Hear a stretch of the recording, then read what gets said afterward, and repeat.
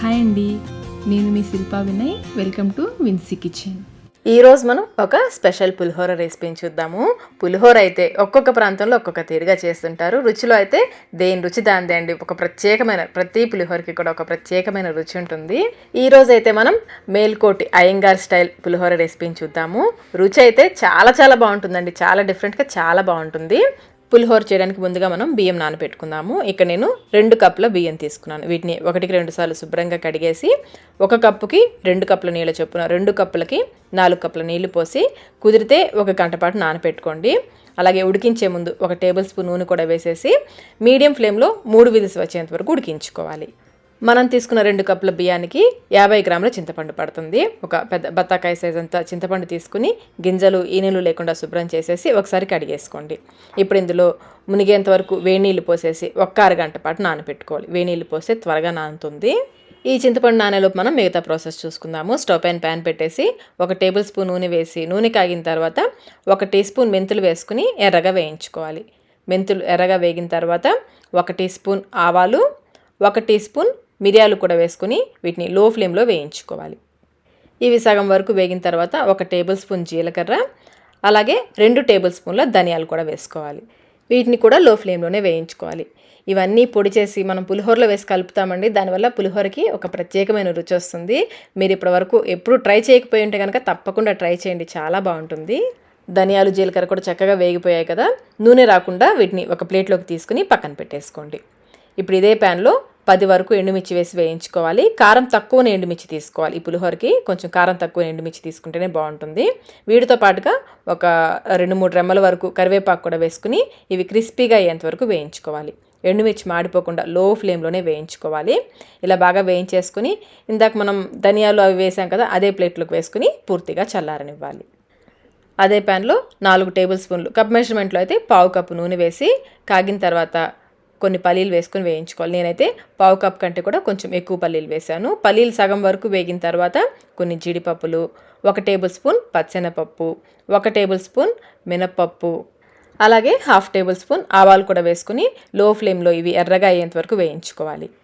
ఇవి బాగా వేగిన తర్వాత 2-3 ఎండుమిర్చిని తుంపి వేసుకోండి. అలాగే 1/2 కప్పు ఎండు కొబ్బరి తురుము కూడా వేసుకోవాలి. ఇంకా కొంచెం కరివేపాకు కూడా వేసేసుకుని వీటిని లో ఫ్లేమ్లో వేయించుకోవాలి. ఇవి కొంచెం వేగిన తర్వాత 1/2 టీ స్పూన్ ఇంగువ, అలాగే 1/2 టీ స్పూన్ పసుపు కూడా వేసేసి స్టవ్ ఆఫ్ చేసేసుకోండి. ఆ వేడికి ఇవి వేగిపోతాయి. ఇవన్నీ ఒకసారి బాగా కలిసేలాగా కలుపుకోవాలి. ఇలా కలిపేసుకుని ఈ పోపుని ఒక గిన్నెలోకి తీసుకుని పక్కన పెట్టేసుకోండి. ఈలోపు చింతపండు కూడా చక్కగా నానుంటుంది. ఈ చింతపండుని గట్టిగా పిండేసుకుని గుజ్జంతా కూడా ఫిల్టర్ చేసుకోవాలి. ఒక జాలి గరిటెలో వేసేసుకుని గుజ్జంతా కూడా ఫిల్టర్ చేసుకోవాలి. కావాలంటే మరి కొంచెం నీళ్లు పోసి ఈ గుజ్జుని మరి చిక్కగా కాకుండా అలాని మరి పల్చగా కాకుండా చేసుకోవాలి. కన్సిస్టెన్సీ చూడండి, ఈ విధంగా ఉండాలి. ఇప్పుడు ఈ చింతపండు గుజ్జుని ఉడికించుకుందాము. స్టవ్ పైన ప్యాన్ పెట్టేసుకుని ఈ చింతపండు గుజ్జు వేసేసుకోవాలి. దీంట్లోనే ఒక చిన్న ముక్క బెల్లం ముక్క కూడా వేసుకోవాలి. అలాగే కొంచెం పసుపు, 1/2 టీ స్పూన్లో సగం పసుపు, 1 టేబుల్ స్పూన్ సాల్ట్ కూడా వేసుకోవాలి. అలాగే 1 టేబుల్ స్పూన్ నూనె కూడా వేసేసుకుని లో టు మీడియం ఫ్లేమ్లో కలుపుకుంటూ ఇది బాగా దగ్గర పడేంత వరకు ఉడికించుకోవాలి.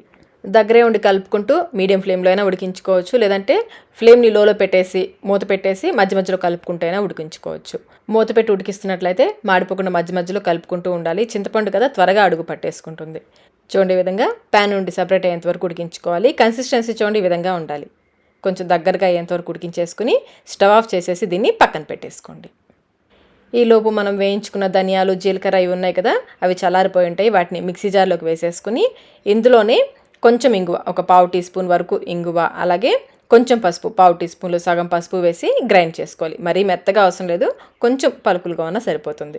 ఇలా గ్రైండ్ చేసి పక్కన పెట్టేసుకోండి. ఉడికించుకున్న అన్నాన్ని పులిహోర కలుపుకోవడానికి వీలుగా ఉండే ఒక పళ్ళెంలోకి వేసేసుకోవాలి. కొంచెం పల్చగా స్ప్రెడ్ చేసేసుకుని ఈ అన్నాన్ని పూర్తిగా చల్లారనివ్వాలి. పూర్తిగా చల్లారిన తర్వాతనే పులిహోర కలుపుకోవాలి. అన్నం పూర్తిగా చల్లారిన తర్వాత మనం రెడీగా ఉంచుకున్న పోపు ఉంది కదా, ఆ పోపు వేసేసుకోవాలి. అలాగే మనం వేయించుకున్న పొడిని మొత్తం వేసేయద్దు, సగం వరకు వేసుకోండి. నేనైతే సగం వేసి మిగతాది పక్కన పెట్టేస్తున్నాను. అలాగే మనం ఉడికించి పెట్టుకున్న చింతపండు పేస్ట్ ఉంది కదా, అది కూడా వేసేసుకోవాలి. చింతపండు పేస్ట్ అయితే మొత్తం వేసేసుకోండి. ఇవన్నీ కూడా అన్నానికి బాగా పట్టేలాగా కలుపుకోవాలి. సాల్ట్ అయితే నేను 1 టేబుల్ స్పూన్ వేసాను కదండి, నాకైతే అదే సరిపోతుంది. మీకు తక్కువ అవుతుంది అనిపిస్తే మరి కొంచెం వేసుకోవచ్చు. అలాగే మనం తయారు చేసిన పులిహోర పొడి కూడా మొత్తం ఒకేసారి వేసేయద్దు. ఒక్కొక్కసారి ఎండుమిర్చి ఘాటు ఎక్కువగా ఉందనుకోండి పులిహోర కారం అయిపోతుంది. ముందైతే సగం వరకు వేసి కలుపుకోండి. నేనైతే కొంచెం పక్కన పెట్టాను, మొత్తం వేసేయలేదు. చూసుకొని కలుపుకోవచ్చు, తర్వాత అయినా కలుపుకోవచ్చు. స్పూన్తో కంటే కూడా చేత్తోనే బాగా కలుస్తుంది. పులిహోర కలుపుతుంటేనే నోట్లో నీళ్ళు వచ్చేస్తున్నాయండి. కమ్మటి వాసన, మనకు ఆ వాసనతోనే తెలిసిపోతుంది పులిహోర ఎంత టేస్టీగా ఉంటుందో. అన్నంలో మనం ఉడికించేటప్పుడు కొంచెం నూనె వేసాం కదా, చక్కగా పొడి పొడిగా వస్తుంది అన్నం కూడా. అంతేనండి, మేల్కోటి స్పెషల్ పులిహోర రెడీ అయిపోయింది. మనకి ఈ మేల్కోటి పులిహోర పేస్ట్ కూడా మనకి ఆన్లైన్లో దొరుకుతుందండి. మీరు ట్రై చేయాలనుకుంటే ఒకసారి ఆన్లైన్లో కూడా దొరుకుతుంది పులిహోర పేస్ట్ కూడా. టేస్ట్ అయితే చాలా చాలా బాగుంటుందండి. ఒకసారి ఈ పద్ధతిలో తప్పకుండా ట్రై చేయండి. ట్రై చేసి మీకు టేస్ట్ ఎలా అనిపించిందో మాకు కమెంట్ రూపంలో తెలియచేయండి. వీడియో నచ్చినట్లయితే లైక్ చేయండి, మీ ఫ్రెండ్స్కి ఫ్యామిలీ మెంబర్స్కి షేర్ చేయండి. మన ఛానల్ని ఫస్ట్ టైం చూస్తున్నట్లయితే సబ్స్క్రైబ్ కూడా చేసుకోండి. Thank you.